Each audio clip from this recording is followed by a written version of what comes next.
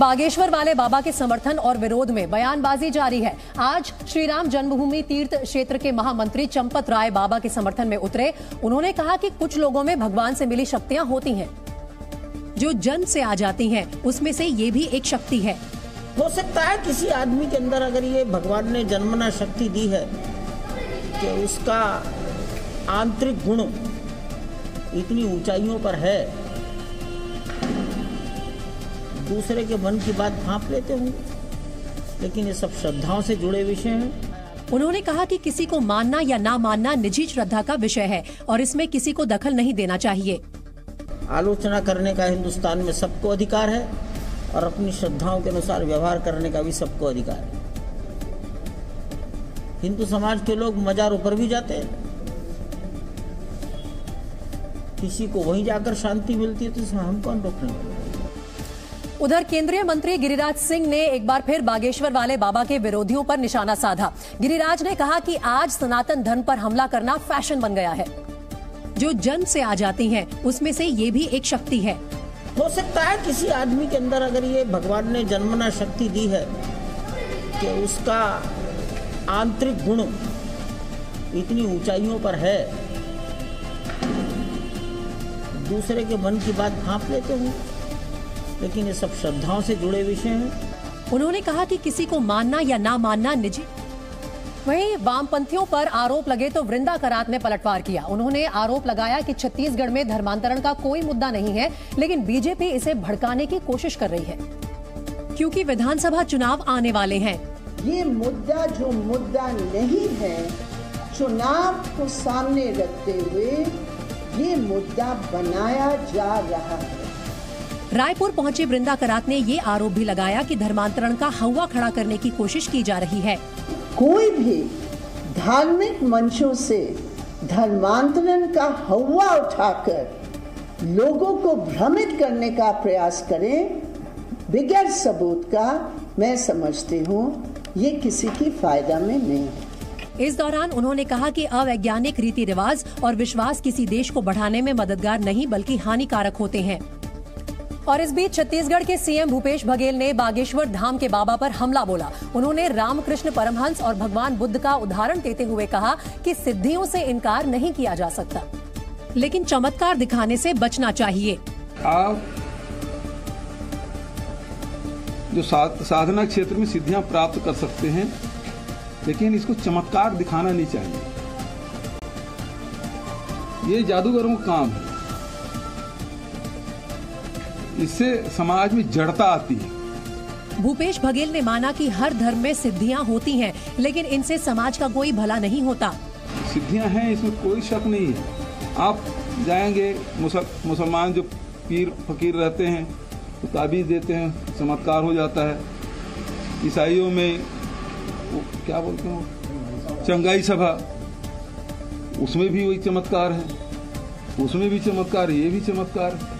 उन्होंने स्वामी अविमुक्तेश्वरानंद के बयान को दोहराते हुए चुनौती दी कि अगर किसी के पास चमत्कार है तो वो खिसकते हुए जोशीमठ को बचा ले। उधर समाजवादी पार्टी के नेता और यूपी के पूर्व मंत्री स्वामी प्रसाद मौर्य भी विवाद में कूद पड़े। उन्होंने धीरेन्द्र कृष्ण शास्त्री के दावों को पाखंड और अंधविश्वास बता दिया और कहा कि सरकार को ऐसे मामलों पर कार्रवाई करनी चाहिए।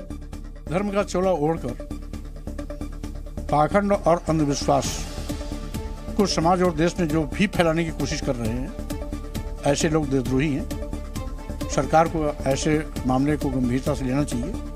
इतना ही नहीं, उन्होंने रामचरितमानस पर बैन लगाने की मांग करके एक नए विवाद को भी हवा दे दी। अपमानजनक टिप्पणियां जो चौपाइयों के माध्यम से तुलसीदास जी ने अपने रामचरितमानस में उल्लेखित किया है, उस पर सरकार को प्रतिबंध लगाना चाहिए, जिससे कि आगे सामाजिक सद्भाव बना रहे। इस दौरान स्वामी प्रसाद मौर्य ने आरोप लगाया कि रामचरितमानस में महिलाओं, दलितों और पिछड़ों के बारे में अपमानजनक बातें कही गई हैं।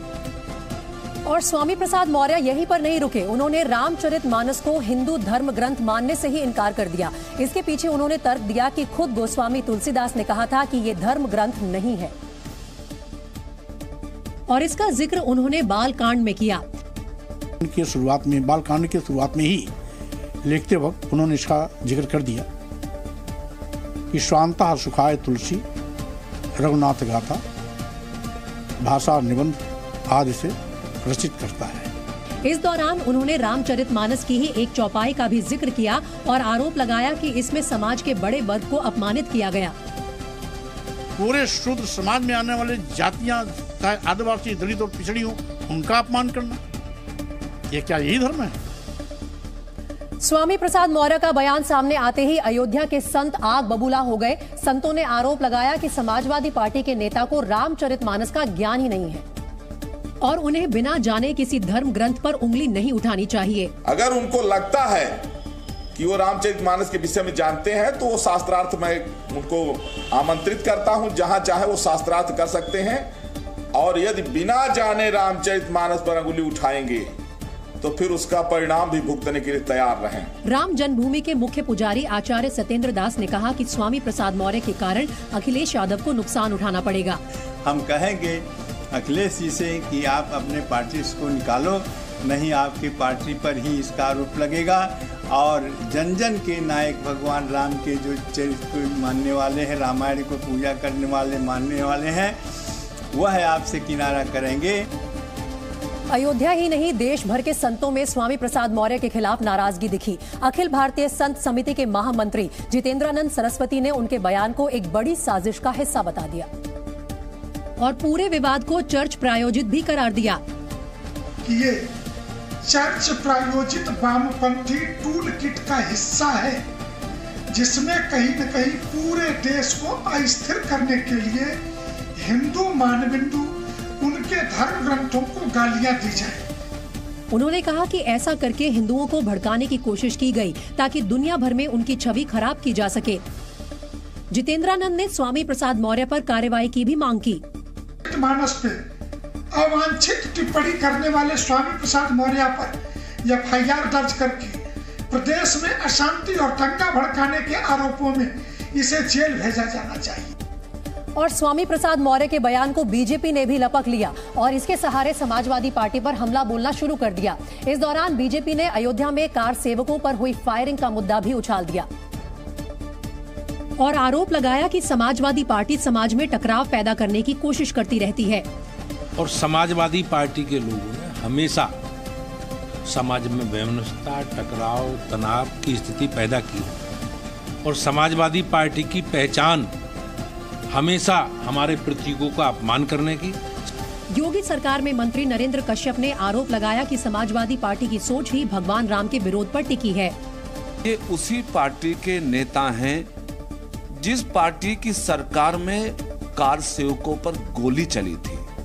ये उसी सोच के समर्थक हैं जिस सोच के समर्थकों ने भगवान श्री राम के अस्तित्व को नकारा था।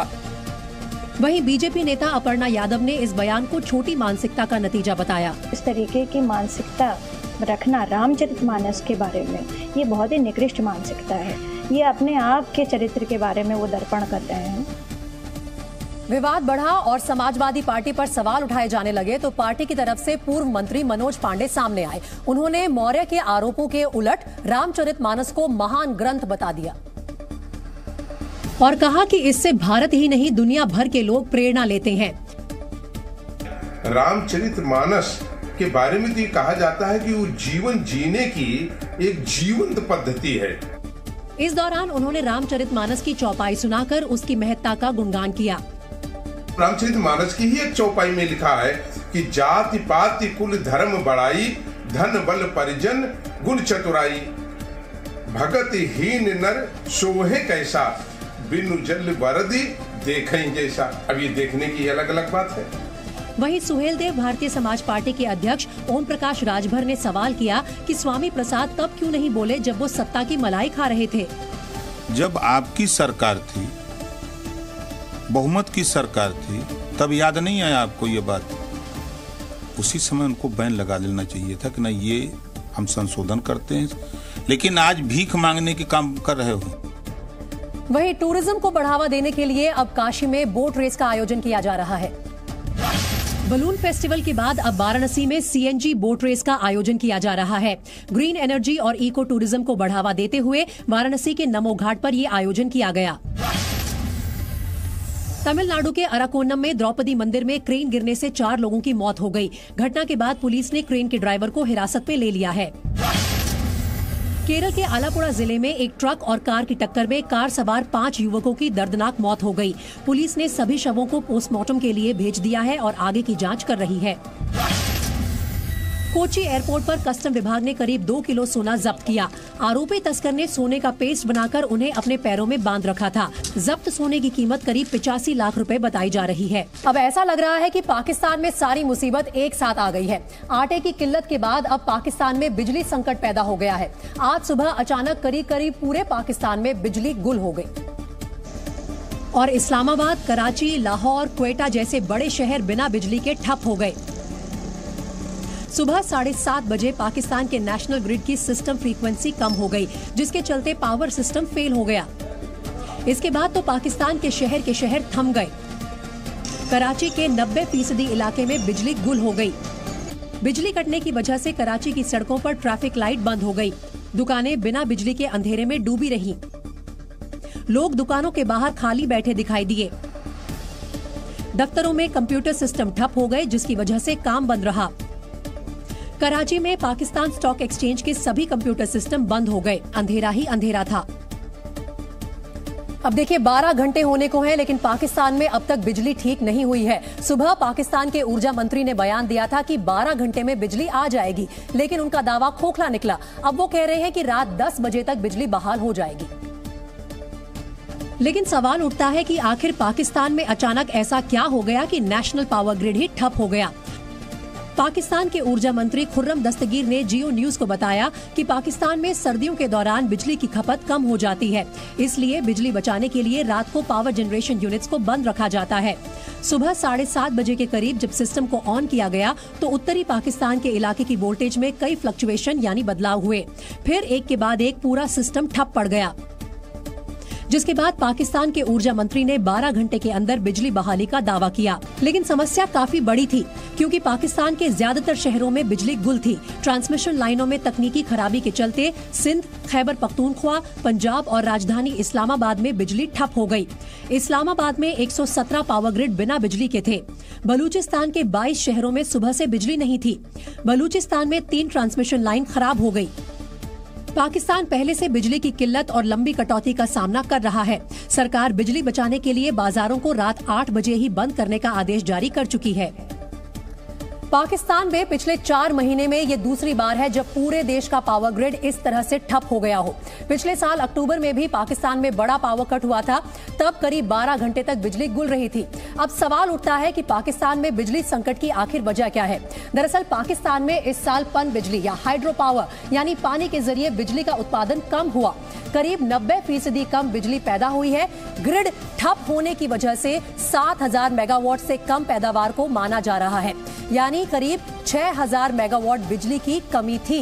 इससे 90% बिजली कम पैदा हुई। वहीं इस्लामाबाद के थर्मल पावर प्लांट में 70% कम बिजली उत्पादन हुआ। यही नहीं, पाकिस्तान में 12 पावर प्लांट खराब पड़े हुए हैं। कुछ पावर प्लांट्स में 30% कम पैदावार हो रही है। कम बिजली के उत्पादन के पीछे ईंधन की कमी होना भी एक बड़ी वजह बताया जा रहा है। और तो और पीओके के मुजफ्फराबाद में 500 अरब रुपए की लागत से बना नीलम झेलम हाइड्रो पावर प्लांट ठप पड़ा है। नीलम झेलम प्लांट में दरारें आने के बाद उसे बंद कर दिया गया है। इन वजहों के अलावा बिजली संकट की मुख्य वजह आर्थिक बदहाली है। ज्यादातर बिजली प्लांट तेल यानी डीजल या गैस से चलते हैं। पैसों की कमी की वजह से पाकिस्तान तेल आयात नहीं कर पा रहा है, इसीलिए बिजली का ज्यादा उत्पादन भी नहीं हो पा रहा है। आपको बता दें कि पाकिस्तान में पानी से बहुत कम बिजली बनाई जाती है, क्योंकि वहां वाटर स्टोरेज के लिए डैम्स नहीं है। और तो और पाकिस्तान में कोई न्यूक्लियर पावर प्लांट भी नहीं है जिससे बिजली का और उत्पादन हो सके। पाकिस्तान में बिजली गुल होने की वजह से लोग भड़के हुए हैं। लाहौर और दूसरे शहरों में मेट्रो ट्रेन पर ब्रेक लग गया। सुबह होने की वजह से लोगों को भारी दिक्कतों का सामना करना पड़ा, क्योंकि मेट्रो स्टेशन पहुंचते ही वहां एंट्री पर शटर गिरा हुआ था और लिखा था कि आज मेट्रो स्टेशन बंद रहेगा। मेट्रो सेवा ठप होने की वजह से स्टेशन के बाहर लोगों की भीड़ जमा होनी शुरू हो गई। लोग रेगुलर आते हैं, परेशानी तो है हमको। वो आते हैं, ट्रेन देखकर पड़ते हैं, परेशान हो जाते हैं कि वो सफर हम कैसे करें। बिजली गुल होने की वजह से पाकिस्तान के लोग काफी नाराज दिखे। उनका कहना है कि पाकिस्तान में अब कुछ भी ठप हो सकता है। मुल्की हालात ही ऐसे हो गए हैं, किसी वक्त भी कोई भी ब्रेक डाउन हो सकता है। ये तो बिजली वाली तो कोई बात नहीं है, बाकी देखें कि सारा स्टैंड स्टिल है।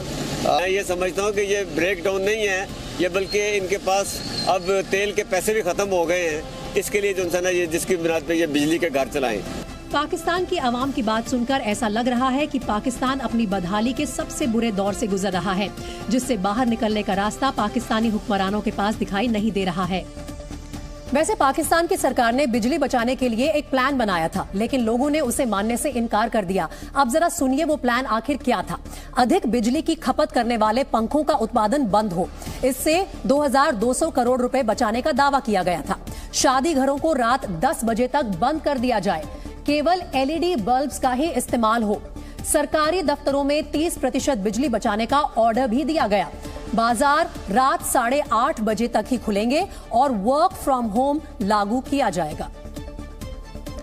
आज पूरा देश नेताजी सुभाष चंद्र बोस की 126वीं जयंती मना रहा है। प्रधानमंत्री नरेंद्र मोदी ने भी नेताजी सुभाष चंद्र बोस को याद किया और पराक्रम दिवस के मौके पर सेना के शहीद जवानों को सबसे बड़ी श्रद्धांजलि दी, जिसके लिए प्रधानमंत्री नरेंद्र मोदी ने देश के 21 द्वीपों का नाम बदलकर शहीदों के नाम पर कर दिया।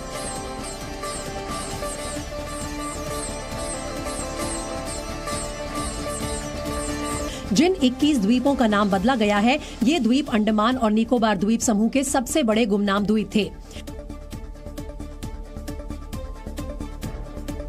लेकिन शहीदों का नाम जुड़ने से अब इन द्वीपों की ख्याति और बढ़ जाएगी। इन द्वीपों का नाम अब परमवीर चक्र से सम्मानित मेजर सोमनाथ शर्मा द्वीप, कंपनी हवलदार मेजर पीरू सिंह द्वीप, लेफ्टिनेंट कर्नल धन सिंह थापा द्वीप, मेजर शैतान सिंह द्वीप, कंपनी क्वार्टर मास्टर हवलदार अब्दुल हमीद द्वीप, मेजर होशियार सिंह द्वीप, नायब सूबेदार बाना सिंह द्वीप, कैप्टन विक्रम बत्रा द्वीप और कैप्टन मनोज कुमार पांडे द्वीप के नाम से जाना जाएगा। ये द्वीप युगों युगों तक देश के शहीद जवानों की अमर गाथाएं सुनाएंगे। अंडमान निकोबार के जिन 21 द्वीपों का नाम बदला गया है, अंडमान की इस भूमि में अंग्रेजों ने आजादी के दीवानों को कैद कर दिया था और उन्हें कई यातनाएं भी दी गई थी। इसलिए जब पीएम मोदी 21 द्वीपों का नामकरण करने के लिए वर्चुअली जुड़े तो शहीदों को याद कर वो भावुक हो गए। पीएम मोदी ने कहा कि अंडमान निकोबार में आज नई सुबह हुई है। आज के इस दिन को आजादी के अमृत काल के एक महत्वपूर्ण अध्याय के रूप में आने वाली पीढ़ियां याद करेंगी। पीएम मोदी ने कहा कि नेताजी का स्मारक और ये 21 द्वीप आने वाली कई पीढ़ियों को देशभक्ति से भर देंगे। अंडमान की ये धरती वो भूमि है जिसके आसमान में पहली बार मुक्त तिरंगा फहरा था। इस धरती पर पहली आजाद भारतीय सरकार का गठन हुआ था। पीएम मोदी ने वीर सावरकर और स्वतंत्रता सेनानियों के योगदान को भी याद किया। वहीं पोर्ट ब्लेयर पहुंचे गृह मंत्री अमित शाह ने भी शहीद जवानों को श्रद्धांजलि दी। इसी हिस्से को देश में सबसे पहले स्वतंत्रता प्राप्त करने का सम्मान मिला। सबसे पहले यही हिस्सा स्वतंत्र हुआ और किसी के हाथ से नहीं, नेताजी के हाथ से इसी द्वीप पर अपना तिरंगा पहली बार लहराया गया। और पश्चिम बंगाल में आरएसएस ने नेताजी की जयंती मनाई। पराक्रम दिवस के मौके पर आरएसएस प्रमुख मोहन भागवत ने नेताजी सुभाष चंद्र बोस को श्रद्धांजलि दी। भागवत ने कहा कि आजादी को लेकर नेताजी का नजरिया अलग था और आरएसएस उन्हीं विचारों का पालन कर रही है। राहुल गांधी की भारत जोड़ो यात्रा जम्मू कश्मीर के सांबा में जारी है। इस दौरान आज कई कश्मीरी पंडित भी यात्रा में शामिल हुए और राहुल गांधी से मुलाकात की। दिल्ली के बवाना में एक प्लास्टिक फैक्ट्री में भीषण आग लग गई। सूचना मिलते ही दमकल की 15 गाड़ियां मौके पर पहुंची और आग पर काबू पाया गया। यूपी के संभल जिले में तमंचे पर डिस्को के मामलों के बाद अब घर में सो रहे लोगों पर राइफल ताने युवक का वीडियो सामने आया है। 26 जनवरी को देश की राजधानी दिल्ली में कर्तव्य पथ पर होने वाली परेड इस बार कई मायनों में अलग होने वाली है। इस परेड को खास बनाने के लिए सेना के सभी अंगों ने काफी तैयारियां की हैं।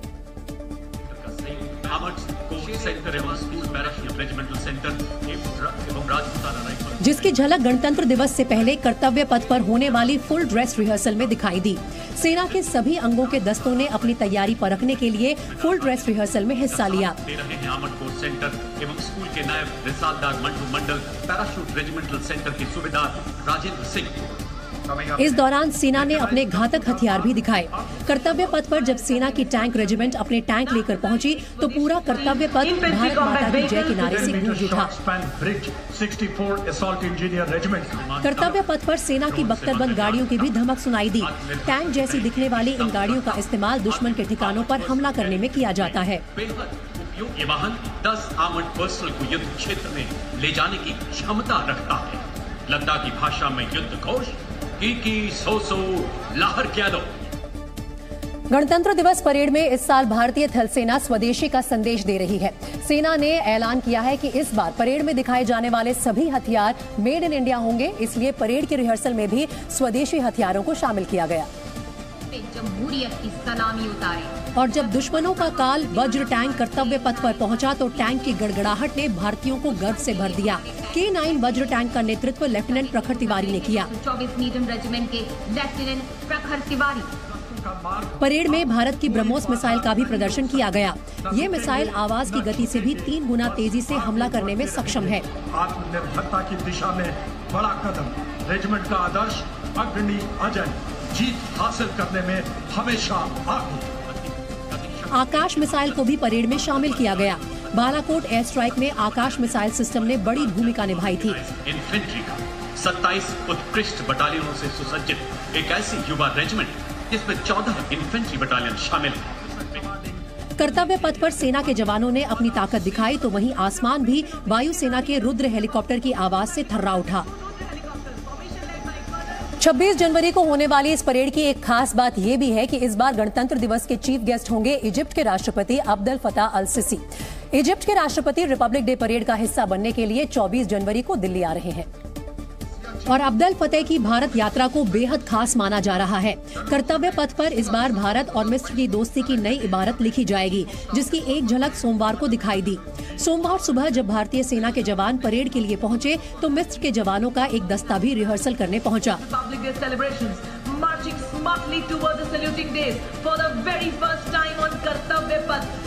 इजिप्ट की सेना के जवान बैंड की धुन पर कदम ताल करते दिखे, वहीं अश्व दस्ते ने भी ताकत दिखाई।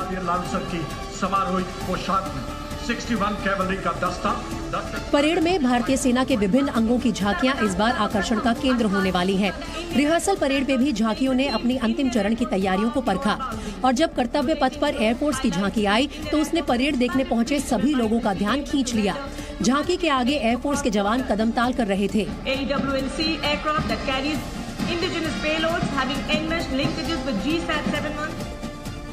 कर्तव्य पथ पर विभिन्न राज्यों की झांकियां इस बार देश की खूबसूरती और सशक्त भारत की झलक पेश करेंगी। इन झांकियों में दुनिया भारत की ताकत देखेगी, वहीं भक्ति और आस्था का मिला जुला रंग भी देखने को मिलेगा। और इस बार दिल्ली के कर्तव्य पथ पर दुनिया बदलते जम्मू कश्मीर की तस्वीर देखेगी। जम्मू कश्मीर की झांकी में बाबा बर्फानी की पवित्र गुफा के दर्शन होंगे और खुशहाल कश्मीर की झलक दिखाई देगी। जम्मू कश्मीर की झांकी में लैवेंडर की खेती और इससे समृद्ध हुए किसानों की विकास यात्रा को भी दिखाया गया है। उत्तराखंड की झांकी भी इस बार बेहद खास होने वाली है। उत्तराखंड की झांकी मानस कंठ पर आधारित है, जिसमें पहाड़ों से घिरे उत्तराखंड के प्राकृतिक सौंदर्य के साथ साथ मंदिरों के दर्शन होंगे। उत्तराखंड की झांकी में सबसे आगे वन्य जीवों को दिखाया गया है, जो उत्तराखंड की अमूल्य धरोहर है। खंड के अंतर्गत कुमाऊं के लगभग 46 मंदिर आते हैं। उनमें विकास के जो काम है मंदिरों में उसको किया जा रहा है ताकि कुमाऊं क्षेत्र में भी एक धार्मिक पर्यटन को बढ़ावा मिल सके। झांकी के जरिए उत्तराखंड सरकार की कोशिश कुमाऊं मंडल में पर्यटन को बढ़ावा देने की है। सरहद पर सेना की सख्ती ने पाकिस्तानी आतंकियों की घुसपैठ पर लगाम लगा दी है। ऐसे में पाकिस्तान में बैठे आतंकी सरगना भारत के खिलाफ नई साजिशें रच रहे हैं और इस बार उन्होंने डिजिटल जिहाद को हथियार बनाया है। खुफिया एजेंसीज के मुताबिक लश्कर तैयबा के सरगना हाफिज सईद और ISI ने मिलकर भारत के खिलाफ डिजिटल जिहाद छेड़ने की पूरी प्लानिंग कर ली है। इस काम को अंजाम देने के लिए ISI के सैकड़ों टेक्नोलॉजी एक्सपर्ट लश्कर के दफ्तरों के जरिए भारत में बैठे युवाओं को डिजिटल जिहाद की ट्रेनिंग दे रहे हैं। इसके बदले इन टेक्नोलॉजी एक्सपर्ट्स को हर महीने 20,000 रुपए सैलरी भी दी जा रही है। ये टेक्नोलॉजी एक्सपर्ट्स अलग अलग डिजिटल माध्यमों से भारत के नौजवानों को बरगलाने और उन्हें कट्टरता का पाठ पढ़ाने की कोशिश में जुटे हैं। इस खतरनाक खेल में लश्कर के साथ अल-कायदा और ISIS जैसे आतंकी संगठनों के हैंडलर भी शामिल हैं, जो जम्मू कश्मीर, केरल, पश्चिम बंगाल और बिहार के युवाओं का ब्रेन वॉश कर उन्हें आतंकवादी बनाने में जुटे हैं। खुफिया एजेंसीज के लिए डिजिटल जिहाद का शिकार हुए युवाओं की पहचान कर पाना बेहद मुश्किल काम है, क्योंकि जिहाद का डिजिटल पाठ पढ़ने वाले युवा लोन वोल्फ यानी अकेले ही आतंकी वारदात को अंजाम देने की कोशिश कर रहे हैं। सूत्रों के मुताबिक NIA बीते कुछ दिनों में ऐसे कई लोन वोल्फ अटैक को नाकाम कर चुकी है। इतना ही नहीं, ISI और लश्कर इन एक्सपर्ट्स के जरिए सोशल मीडिया पर भारत के खिलाफ मुहिम भी चलवा रही है, ताकि दुनिया में भारत को बदनाम किया जा सके। 23 जनवरी यानी पराक्रम दिवस के मौके पर भारतीय नौसेना के सबसे पराक्रमी हथियारों में से एक INS वागीर समुद्र में उतर गया। INS वागीर कलवरी क्लास की 5वीं पनडुब्बी है, जिसे आज नौसेना के मुंबई डॉकयार्ड में समुद्र में उतार दिया गया। यानी INS वागीर सबमरीन अब आधिकारिक रूप से नौसेना में कमीशन हो गई है। इस मौके पर नेवी चीफ R हरिकुमार भी मौजूद रहे। INS वागीर पूरी तरह से भारत में बनी पनडुब्बी है, जिसके शामिल होने से भारतीय तकनीक की धमक पूरी दुनिया में और बढ़ गई है। Wagir will serve the nation with pride and elan, guided by these highest traditions of the Navy. Silent killer के नाम से मशहूर INS वागीर कलवरी क्लास की 5वीं पनडुब्बी है। इससे पहले ही इस क्लास की 4 पनडुब्बियों को नौसेना में शामिल किया जा चुका है। इसकी स्टिल्थ टेक्नोलॉजी होने के नाते जो दुश्मन सबमरीन या दुश्मन वॉरशिप होंगे वो इसका पता लगा पाने में जो है सक्षम नहीं होंगे। INS वागीर अत्याधुनिक नेविगेशन और ट्रैकिंग तकनीक से लैस पनडुब्बी है, जो समुद्र में 300 से 400 मीटर तक की गहराई में जाकर दुश्मन के जहाज का पता लगा सकती है। यही नहीं, INS वागीर आधुनिक हथियारों से लैस है, जो समुद्र के भीतर दुश्मन के बड़े से बड़े जहाज को पलक झपकते तबाह करने की ताकत रखती है। कलवरी क्लास की ये पनडुब्बी 50 से 60 दिन तक समुद्र के भीतर रह सकती है, और वो भी इतनी खामोशी से कि दुश्मन को इसकी मौजूदगी की भनक तक नहीं लग पाएगी। इसमें खास किस्म की मोटर का इस्तेमाल किया गया है, जिसकी आवाज बेहद कम है, और इसीलिए INS वागीर को साइलेंट किलर भी कहा जा रहा है। कलवरी क्लास में जो मोटर है वो बहुत ही साइलेंट है, तो इसलिए इसको अकूस्टिक स्टेल्थ जो है बहुत हाई है इसका, इसीलिए हम इसको साइलेंट किलर बोलते हैं। इस पनडुब्बी की सबसे बड़ी खासियत इस पर लगे हथियार है। वागीर में 6 टॉर्पीडो ट्यूब्स हैं, जिनके जरिए एक बार में 6 टॉर्पीडो दागी जा सकती हैं। इसमें एक बार में 18 टॉर्पीडो लोड किए जा सकते हैं। इस सबमरीन पे हमारे पास टॉर्पीडोज है, वायर गाइडेड टॉर्पीडोज हैं, मिसाइल्स है और माइंस भी है, तो बहुत ही पावर पैक्ड होगा ये सबमरीन। ये पनडुब्बी समुद्र में दुश्मन को तबाह करने के साथ ही उनके ठिकानों की सटीक जानकारी जुटाने में सक्षम है। INS वागीर के शामिल होने से नौसेना की ताकत कई गुना बढ़ गई है, तो वहीं चीन और पाकिस्तान जैसे दुश्मनों के पसीने छूट रहे हैं।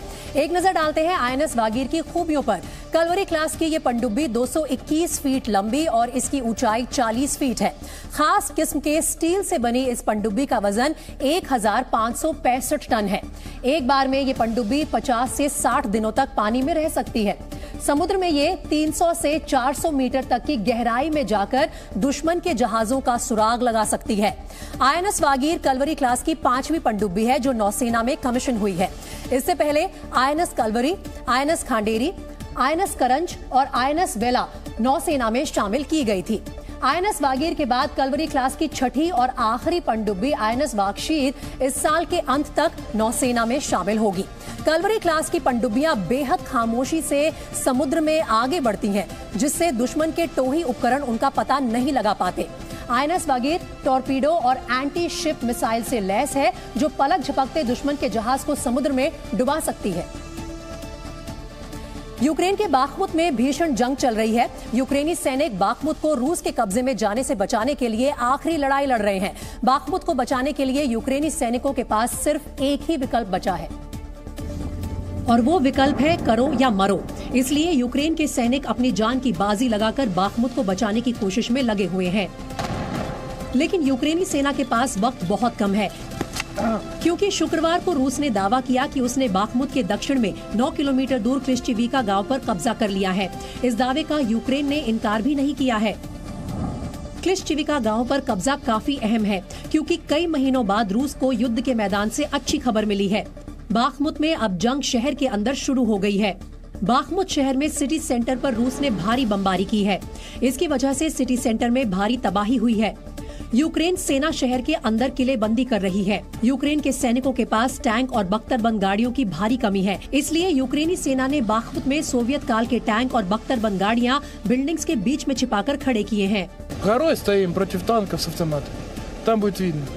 Сколько духа хватит, столько и будем стоять. अगर रूस बाखमुत पर कब्जा कर लेता है तो ये रूस के लिए बड़ा इनाम होगा, क्योंकि बाखमुत पर कब्जे से रूस पूर्व में यूक्रेन की सप्लाई लाइन खत्म कर सकता है। साथ ही दोनेत्स्क क्षेत्र के आसपास यूक्रेनी कब्जे वाले शहरों तक भी रूस की पहुंच हो जाएगी।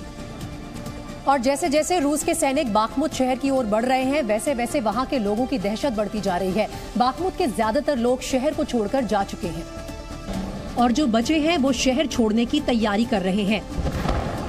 लोग अपने घरों से सामानों को समेट रहे हैं।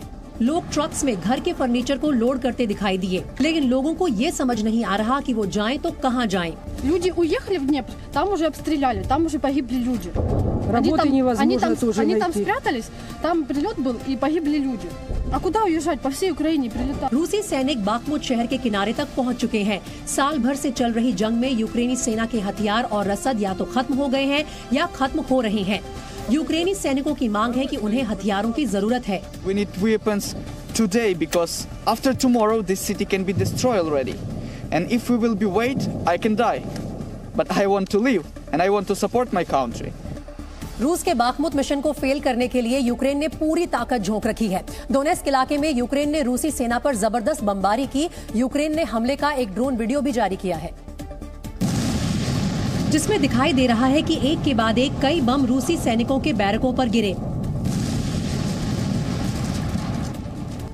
यूक्रेन के हमले के बाद रूसी ठिकानों से आग और धुएं की लपटें उठने लगी।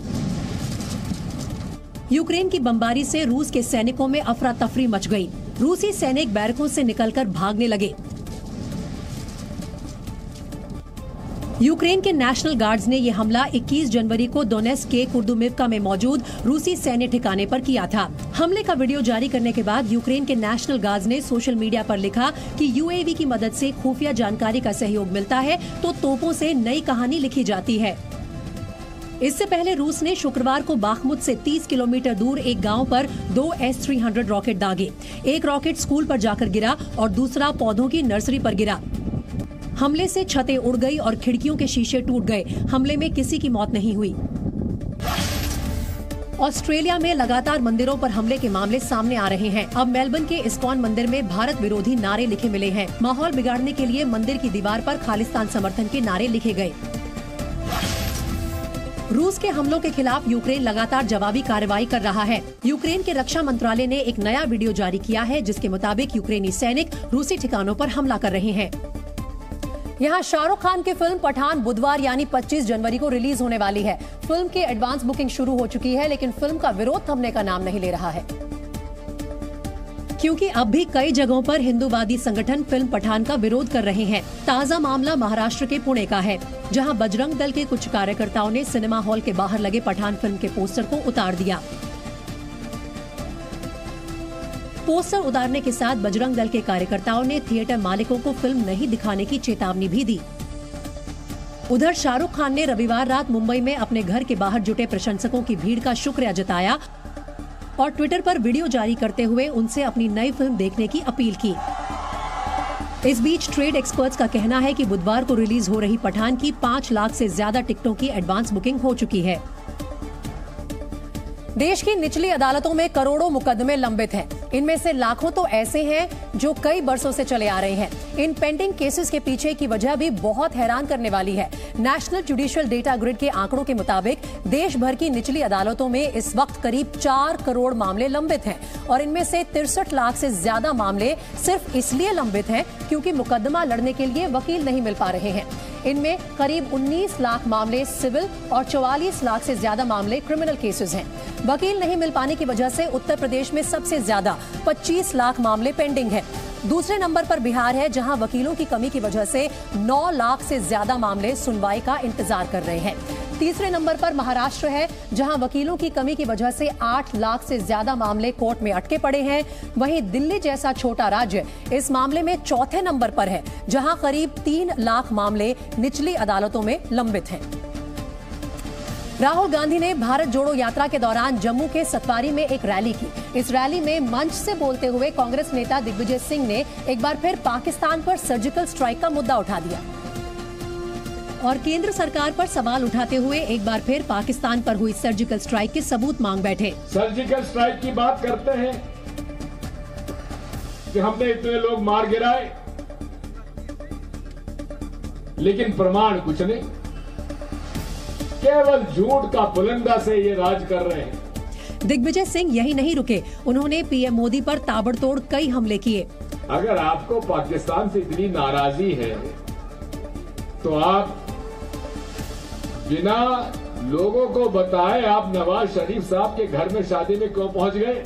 दिग्विजय सिंह ने आरोप लगाया कि बीजेपी देश में हिंदू और मुसलमानों को लड़वाने में जुटी है ताकि बाकी मुद्दों पर लोगों का ध्यान ना जाए। तो केवल इनके सामने एक ही बात है, झूठ बोलो, जोर से बोलो, बार बार बोलो, हमेशा बोलते रहो।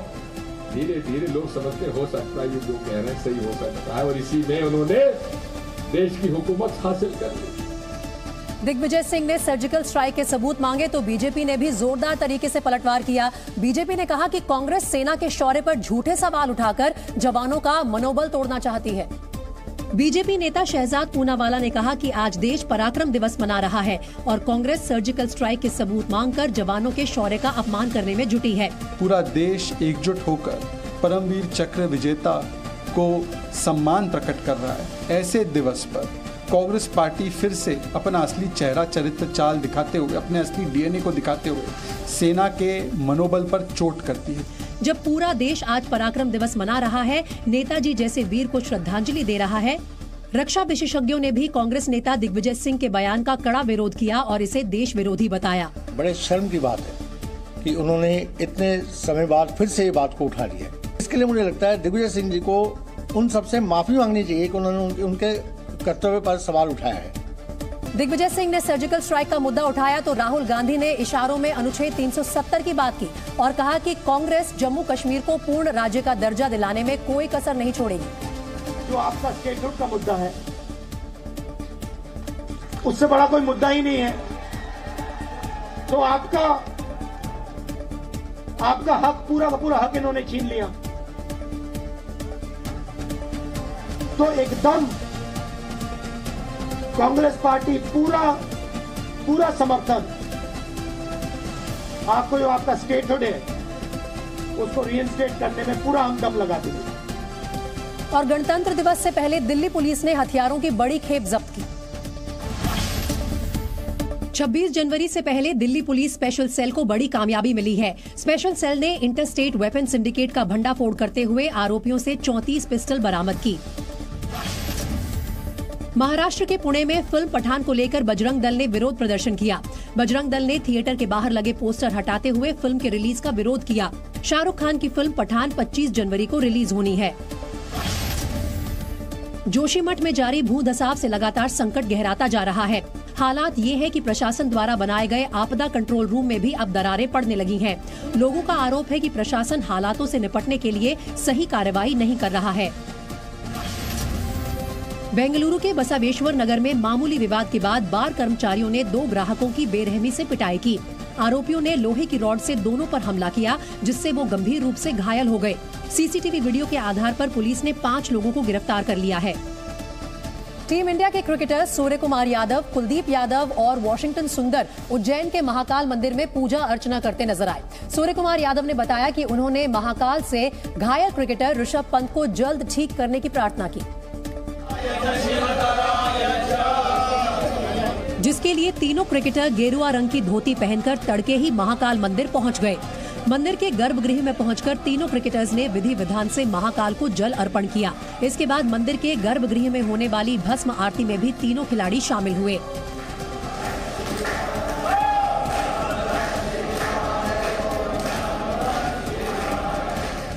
गर्भगृह में पूजा करने के बाद तीनों क्रिकेटरों ने बाहर विराजमान नंदी के दर्शन किए और उनके कान में अपनी मनोकामना भी बताई। मान्यता है कि नंदी अपने कान में कही गई बात को शिव तक पहुंचाते हैं और फिर शिव उस भक्त की मनोकामना पूरी करते हैं। महाकाल के दर्शन करने के बाद सूर्य कुमार यादव ने बताया कि उन्होंने भगवान शिव से ऋषभ पंत के जल्द ठीक होने की दुआ मांगी। अपने भाई के लिए दुआ भी मांगी जो अभी रिकवर हो रहे हैं ऋषभ के लिए, और वही इम्पोर्टेंट है फिलहाल। तो वो जब भी जितना जल्दी वापस आ जाए उतना अच्छा है हमारे लिए। और ये क्रिकेटर 24 जनवरी को इंदौर में होने वाले भारत और न्यूजीलैंड की तीसरे वनडे में हिस्सा लेने के लिए पहुंचे हैं। वहीं दक्षिण अमेरिकी देश पेरू में सरकार विरोधी प्रदर्शनों में अब तक 55 लोगों की जान जा चुकी है, लेकिन सरकार और प्रदर्शनकारियों के बीच टकराव थमने का नाम नहीं ले रहा है। पेरू के पूर्व राष्ट्रपति पैब्लो कैस्टिलो पर कांग्रेस को भंग करने के आरोप लगे थे, जिसके बाद उन्हें पद से हटाते हुए गिरफ्तार कर लिया गया था और तब से ही पैब्लो कैस्टिलो के समर्थक सड़कों पर हैं और मौजूदा राष्ट्रपति के खिलाफ प्रदर्शन कर रहे हैं।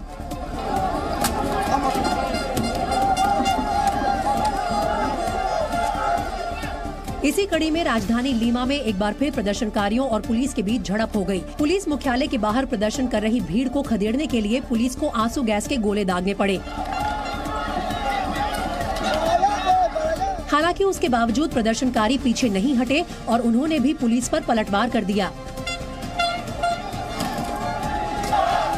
प्रदर्शनकारियों ने पुलिस पर अपने साथियों को बिना वजह गिरफ्तार करने का आरोप लगाया और उन्हें छोड़ने की मांग की। हालांकि बाद में पुलिस ने ताकत का इस्तेमाल करते हुए सभी को वहां से खदेड़ दिया।